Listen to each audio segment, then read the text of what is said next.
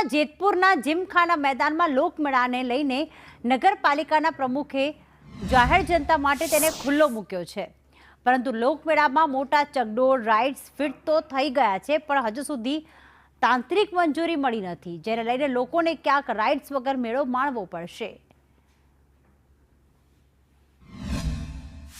Science club Jetpur દ્વારા આયોજિત सांस्कृतिक जन्माष्टमी लोकमेळो खुल्लो मूकवामां आवे छे।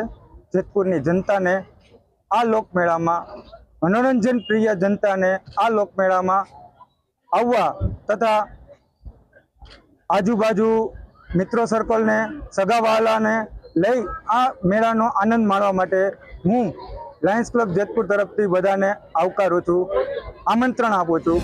आभार। છેલ્લા 50 વર્ષથી જેતપુર શહેરના જીમખાના મેદાનની અંદર યોજાતો જન્માષ્ટમીનો લોકમેળો આજે વિધિવત રીતે ખુલ્લો મૂકવામાં આવ્યો છે, પરંતુ સૌથી મોટી દુઃખની વાત એ છે કે જન્માષ્ટમીના લોકમેળામાં રાઇડ્સ છે તેને મંજૂરી મળેલ નથી। આપ જોઈ શકો છો કે આ રાઇડ્સ છે બધી અત્યારે અહીંયા રાઇડ્સ બધી મુકાઈ ગઈ છે, એટલે કે તે બધી સ્થાપિત થઈ ગઈ છે।